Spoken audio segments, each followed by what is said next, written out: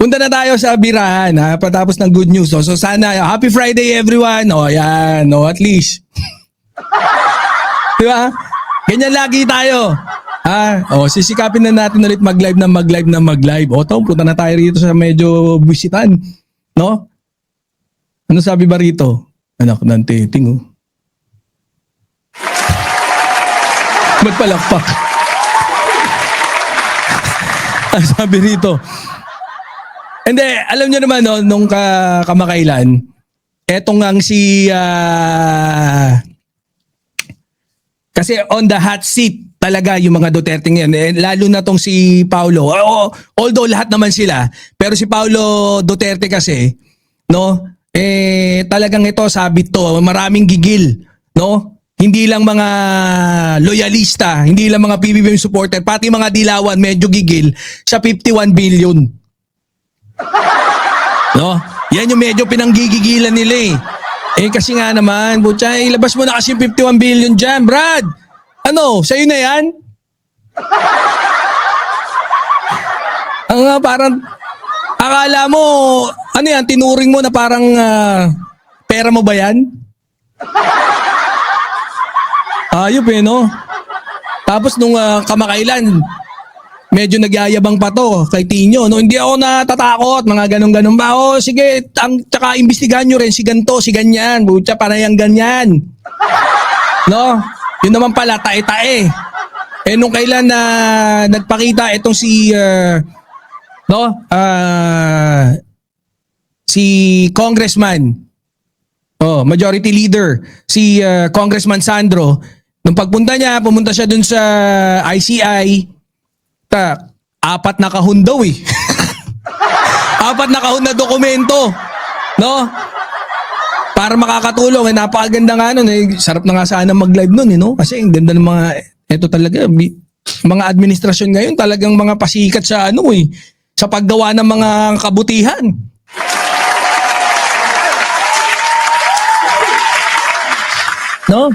Puntahan natin to. Sabi rito si Ugok.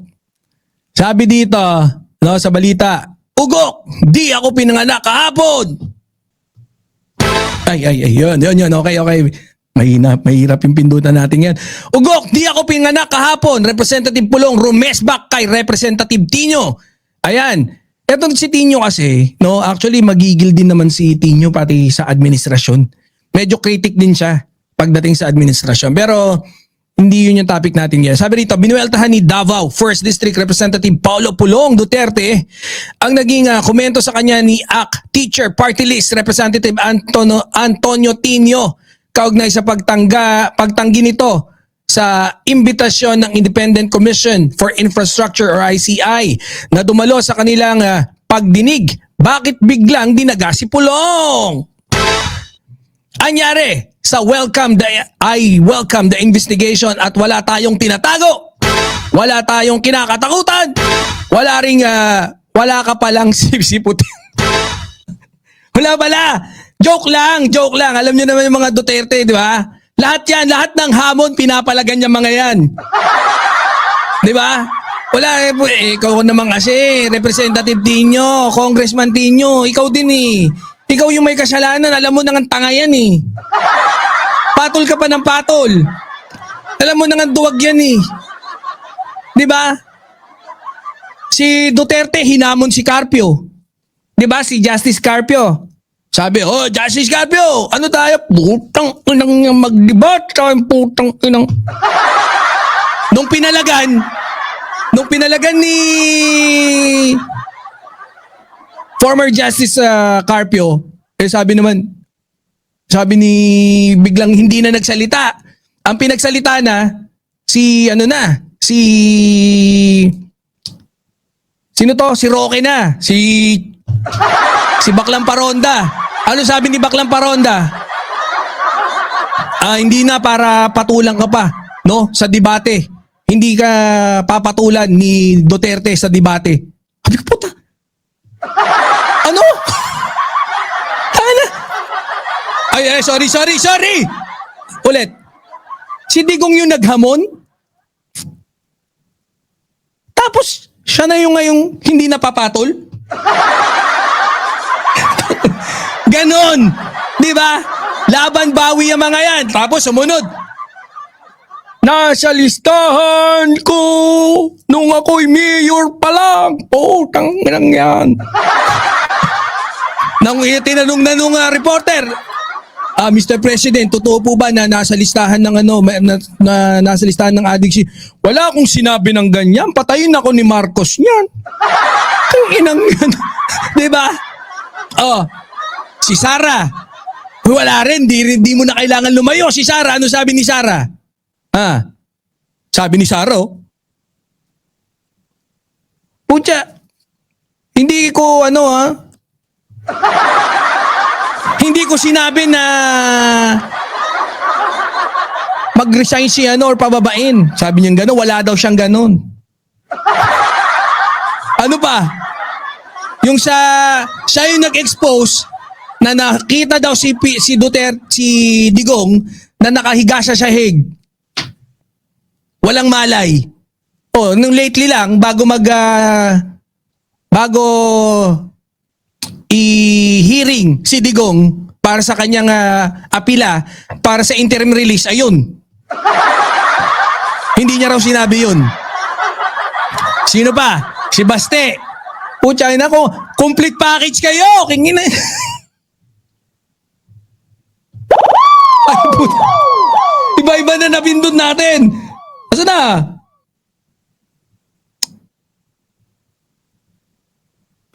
Yun. Pucha, ang dami. Mahirap na madaming pindutan talaga. Si Baste naman, di ba? Wala lang. Kadatae lang naman. Ngayon, may hinahamon na naman daw ang pungal.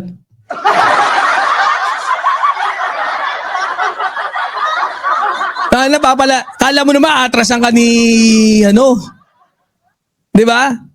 Sabi ni si Senator Trillanes na in-interview natin, ang sabi ko, Senator, puta magaling daw mag-basketball si Bongo At sabi ni Senator Trillanes, tayo naglalaro din naman tayo, no? Natawa ako, sabi ko, Senator, kung mag-one-on-one kayo, nung parehas kayong prime, ay, may kalalagyan siya sa atin. Tapos hamunin mo suntukan. Muna si Robin nga Practice ka muna kay Robin. Si Robin mo dyan, nakakalag ka rin ni Trillanes na yun. Si Trillanes, pucha. Ay, si Robin Triduran lang alam niya walang yan Di ba, nung kay Richard, pucha, sinuntok na si Richard. Pucha, haba ni Richard Gomez Hindi na nakabalik si Richard Hindi na nakaporma. Kasi nga, tinrider, ininag-awatan na. Endo pa si Rudy Fernandez, pinsan ni pucha, nung nagkita sila sa Malacanang, puchang nagpang-abot Pinagsisipa daw ni Richard, hindi. Totoo ba yon? Robin, tanong lang yun tanong lang. Totoo ba yon? Kasi matagal ng kwento sa akin ng mga PSG dun Nung nakita ka daw, pinagsisipa ka daw ni Richard Gomez Hawak-hawak ka, sinipa-sipa ang gano'n. Pucha, 6'1" yung haba nung noon.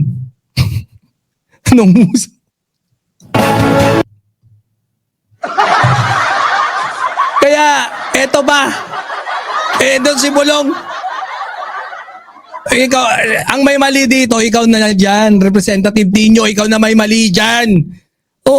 Bakit biglang dinaga si Pulong? Anyari sa I welcome? Hindi nga. Mali ka dyan Alam mo na nga Dapat alam mo na. Pucha, yung mga DDS pucha, puro urong mga yagbols Samantala, ayon naman sa inilabas na pahayag ni Duterte sa kanyang Facebook post nito nung Huwebes, sinabi niyang hindi siya umatras sa investigasyon. Sa imbitasyon ng ICI, kundi umayaw lang daw sa palabas nito.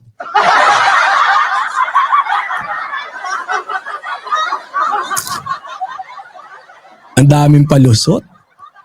Dagdag pa niya, kung naniniwala kang independent ang ICI, kayo na lang ang hindi nakakakita na propaganda factory ito ng palasyo. Wala na no? Talaga magpapalusot at magpapalusot. Ginagawa para pagtakpan ang kapakanan nila at gawing punching bag ang mga hindi nila kaalyado. Ani Duterte, hindi naman daw siya tumatakbo sa mga tunay na investigasyon. I don't run for real investigation. I only refuse to be part of a script circus pretending to be one. Aniya. Buwelta pa ni Duterte, sina Tinio raw ang tila tumakbo at umano'y naging bayaran ng isang bangag. Gago talaga to. Aatras ka tapos bigla kang babawi. Alam mo to yung mga ganito, no? Yung pag hinamo mo na suntukan, sige! Suntukan tayo, papalag ako. Pero sa tapat ng bahay namin. Pag nandun na, pag pinalaga mo, pag nasa tapat na ng bahay, papasok pa sa bakuran eh. Saka mga asap, tangan mo! Ganyan yung mga kupal. Ganyan yun. Kayo yata ang dinadaga. Sabi, kasi takot kayo at naging bayaran ng isang bangag. Na mga teachers yan, nagre-represent sa inyo, question niya. Bobo talaga to. Kita mo ng kritiko nga rin yan ng gobyerno eh. Si Tinio, unang hiningan, no, na imbestigahan si PBBM. Ganyan talaga si Tinio, dali ka. My record is open, my conscience is clean at hindi ako papagamit sa political drama ng kung sino-sino. Yun kasi. Pero ako talaga, hiling ko na rin dyan, sana, bigyan na ng tunay na kapangyarihan yung ICI. No, kaya lang, putya, nawala lang ako saglit, mukhang